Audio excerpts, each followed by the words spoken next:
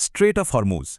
ये सिर्फ एक समुद्री रास्ता नहीं है, ये वो नस है जिस पर दुनिया की इकोनॉमी और पॉलिटिक्स दोनों टिकी हुई हैं। चलिए समझते हैं कि आखिर ये जगह इतनी खास क्यों है। तो सवाल सीधा सा है, आखिर कैसे एक पतला सा समुद्री रास्ता पूरी दुनिया की इकोनॉमी को कंट्रोल कर सकता है? कैसे?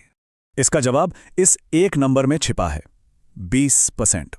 सोचिए, दुनिया का 20% तेल, यानी हर 5 में से एक तेल का टैंकर सिर्फ और सिर्फ इसी एक जगह से गुजरता है। और बस यही एक आंकड़ा इसे दुनिया के सबसे, कह सकते हैं, नाजुक ट्रेड रूट्स में से एक बना देता है।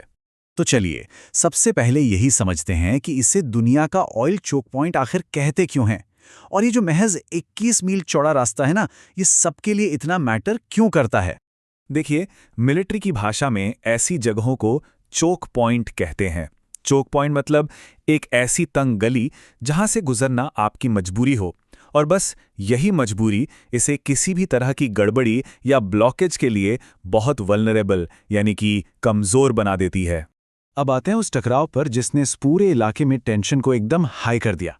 यहां बात करेंगे अमेरिका के उस मूव की जब उसने ईरान के पोर्ट्स को ब्लॉक करने की धमकी दे डाली। मकसद बिल्कुल साफ था, अमेरिका चाहता था कि ईरान अपना तेल बेच ही ना पाए। सीधी सी बात है, अगर तेल नहीं बिकेगा तो ईरान की इकोनॉमी अपने आप कमजोर पड़ जाएगी।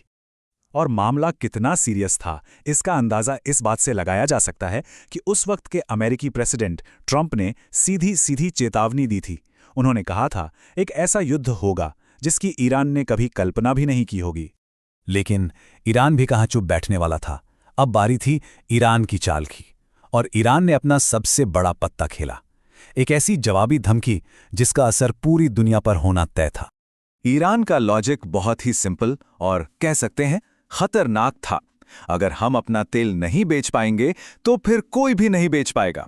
मतलब उन्होंने साफ कर दिया था कि वो तेल को ही एक हथियार की तरह इस्तेमाल करेंगे। तो सिचुएशन एकदम आमने सामने की थी।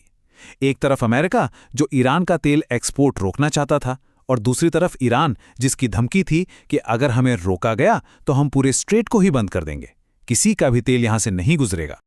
अच्छा, अब सवाल ये उठता है कि ईरान और अमेरिका के इस झगड़े का आम जिंदगी पर क्या असर पड़ सकता है। इसका सीधा कनेक्शन है पेट्रोल पंप पर मिलने वाले तेल की कीमतों से। देखते हैं कैसे। तो सोचिए जरा, अगर स्ट्रेट ऑफ हॉर्मुज में लड़ाई छिड़ जाए और दुनिया की 20% ऑयल सप्लाई रातों रात ठप हो जाए तो क्या होगा। जो पेट्रोल आज 100 रुपए का है वो सीधा 300 रुपए तक जा सकता है। ये किसी भी देश की इकोनॉमी के लिए एक बहुत बहुत बड़ा शॉक होगा। लेकिन सवाल यह है कि बात यहां तक बिगड़ी कैसे? आखिर ऐसा क्या हुआ कि टेंशन इतनी बढ़ गई? इसके पीछे की वजह है एक नाकाम शांति की कोशिश, जिसने, कह सकते हैं, आग में घी का काम किया।